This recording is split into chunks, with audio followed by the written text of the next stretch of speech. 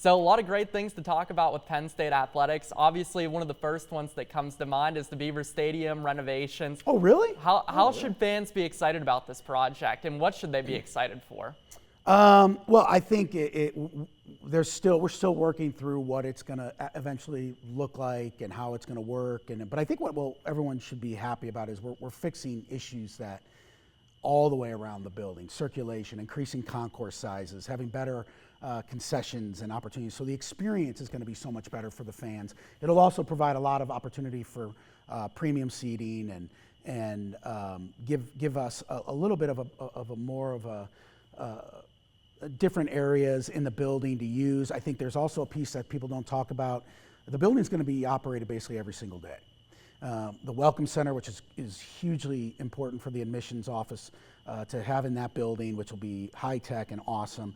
We'll have, I believe it's going to be about 40,000 square feet for events. That will be rented and used throughout 365 days a year. Let's just call it what it is. So there's a lot of different pieces to it, but we're still kind of getting to that point to where everything is going to be and situated. Yeah, and it seems like it gives you guys the opportunity to have a lot more events there. Yeah. I mean, just recently you had a Luke Combs concert there that packed Beaver Did you go? Stadium. I did not go. I didn't. I had to work that weekend. Oh, good. All right. Well, that's a good reason. Yeah, you talked about potentially having the potential of a Winter Classic there. In your mind, what event would you like to see most at Beaver Stadium in the future? That's a great question. I mean, obviously I would love to have the Winter Classic. I think that's great. I will tell you this, it's not even just the event.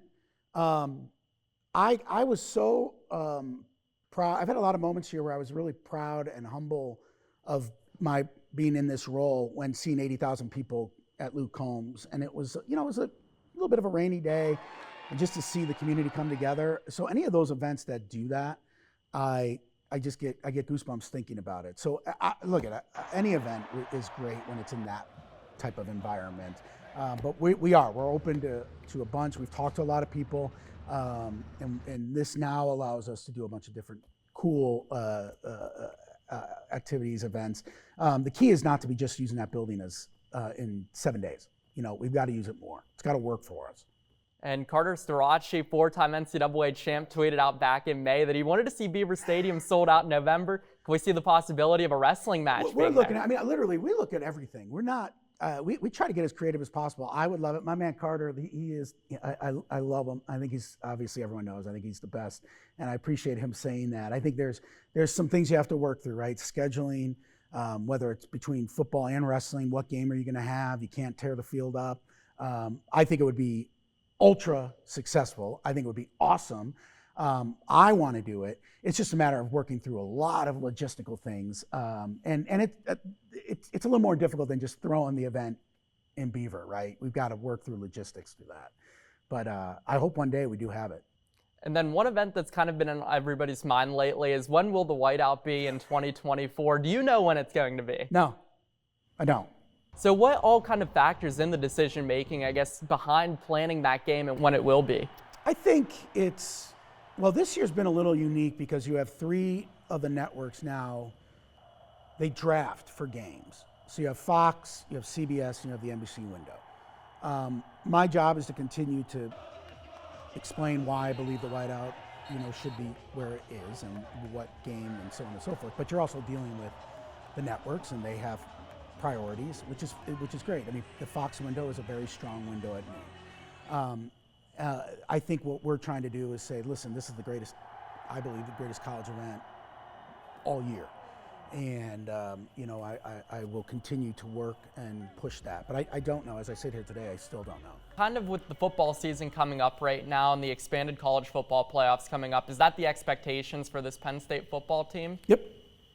Playoffs or bust? Playoffs. I mean, that's the expectation here every year. Like, we've got to get into James has the same expectations. Everybody in that building, you come to Penn State to compete at the highest level, and so I'm excited about I'm really, really excited about the fall. I'm excited to let the guys go out and let it rip and have fun but yeah, I mean that's what we do here. And there's a lot of change, not only with the 12-team playoff coming, but also kind of making it with the NCAA, making it that college can almost outright pay teams and players. Kind of talk about that and kind of the challenges of navigating that as an athletic director. Well, there is the House settlement when that gets done, or I'm assuming that will get done. I mean, that changes it. That's the $22 million. Now, there's nuances to it. It's not just outright paying the student athletes, but there's different ways that you work on it. We've been working on this for 6-8 months now, and on this, anticipating this. NIL rules and legislation are changing to allow us more to have it in-house, and that's been our focus. Okay, how can I help our athletes navigate this uncharted waters? The issue, just candidly, is you don't know what you don't know yet, and so there's a lot of moving parts. And really, what this is an art of strategic planning and scenario planning on, okay, if this happens, then we're going to do this, and it's working together. Now, the blessing I have is I have incredible head coaches. I've got, I think, the best staff in the country, and so we're continuing to work through this, and we brainstorm on trying to figure out how we can make it all work. It is totally different, though, than what anything we've ever walked up to, and I like the challenge. I think it's a great opportunity. I look at it as an opportunity. I'm excited about it, and so we'll just continue to move forward. We'll go 100 miles per hour into it, and we'll be successful at doing that. How much do you think NIL will still kind of play a factor, and maybe in that determining of like what teams get which slice of the pie and how big of a slice they'll get? Well, NIL, I think NIL is here. It's I think what you want true NIL. You want this is where working with Playfly and the deal that we signed with them, one of the largest deals in the history of college sports, allows us to have our athletes work with the brands that they're working with, right?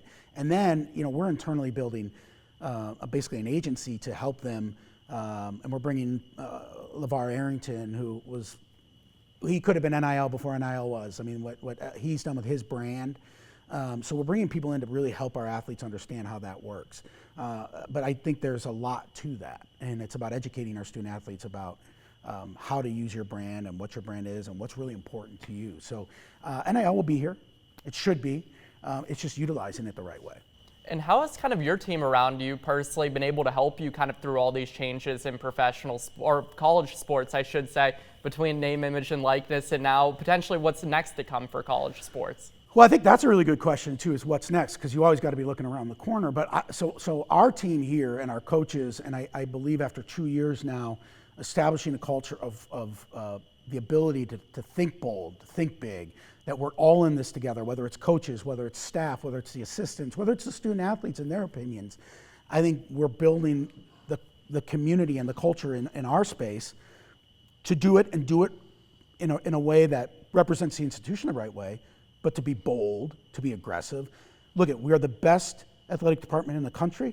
We represent the greatest alumni in the country, and if we do not act that way and we don't walk with a swagger and a juice, then what are we doing? And I believe we are doing that in spades. And the staff as a family, and it's like we pick each other up, because there's a lot, but that's the support. Like, it's not me, it's all of us, and it's not just the exec staff, but it's everybody involved in the process. And that's where I believe we have the best in the country, and we'll continue to drive that, along with our alums and along with Neely and Old Main and the support from our board. So I'm very excited about where we're going. And talking about maybe not some of the best in the country, but some of the best across the entire world, the Paris Olympics coming up this summer. A lot of Penn State representation in it too, between so many different sports like track, wrestling, field hockey. Yeah. That's got to give you a lot of pride, right? Yeah, I got to be honest. I was talking to KP and I said, we got athletes everywhere, and it truly is. It shows who we are. We are not. Football is really important.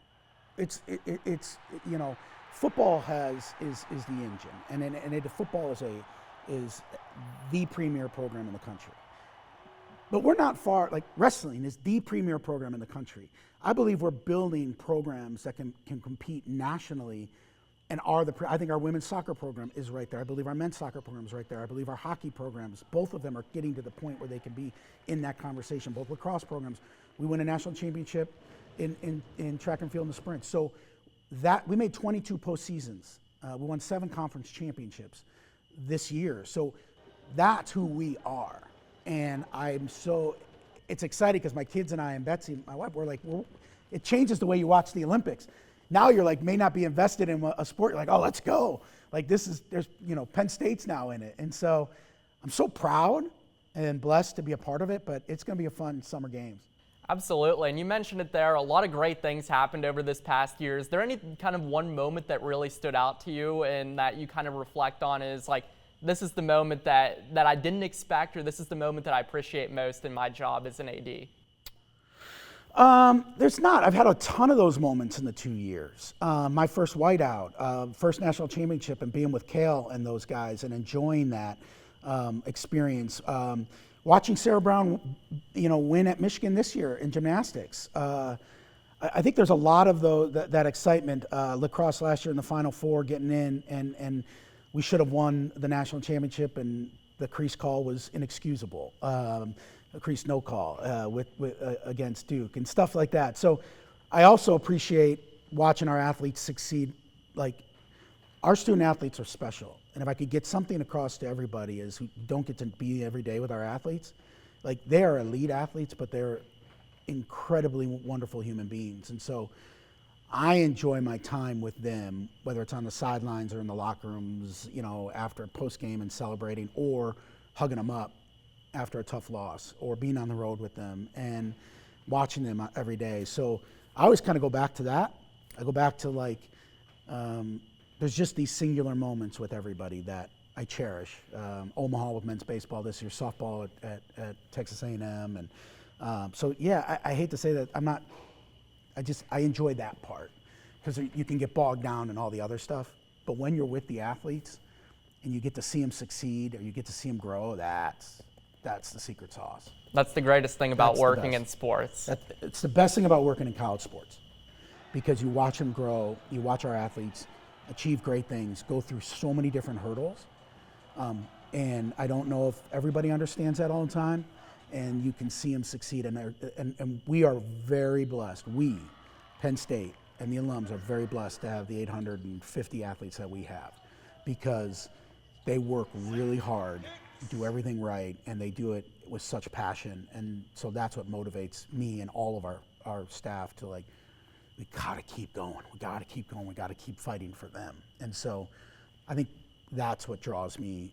Those are the magical moments. Yes, winning is great, but winning then provides them with reaching the ultimate goal. And at the end of the day, isn't that what we're here for? Absolutely. Some powerful stuff right there. Thanks, man. Final question for you here. Kind of take me through the mind of Pat Kraft. Obviously, you've had the wheels. You don't want to do that. You've had the wheels churning a lot with Penn State athletics lately and all the improvements that you've been trying to make. What's kind of next on your mind? What's that next goal? What's that next bucket list item that you're looking to check off? Look, I go one day at a time.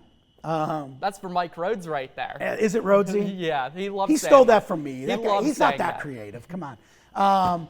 No, literally it is that. I feel. I said it just a second ago. I feel very blessed, but what I try to continue to convey is every day you have to attack every single day. You got to go 100%. You're not going to win the day every day, but you're going to compete. And what we're in the world, this changing world is, we at Penn State are the best athletic department in the country. We have the best athletes in the country.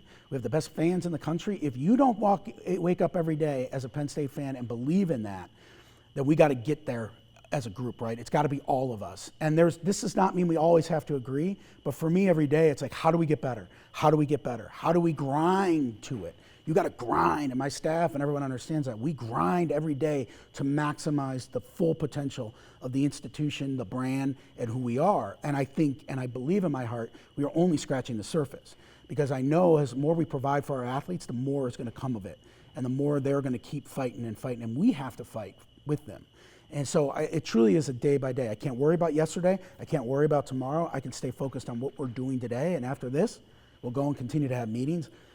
But you don't want to be in my mind. That's a crazy. You can ask my wife that too. It's a place. It's a dangerous place to be in. Hey, sometimes I like to be there. Sometimes I like to know what's going on with. You look like a crazy guy. Hey, a little bit. It all depends what mood you get me in. I love it. Well, awesome. Thank you so much for your time. Thanks, buddy. Pat. We really appreciate it. I appreciate it. Thanks, man. Yeah, of course. Anytime.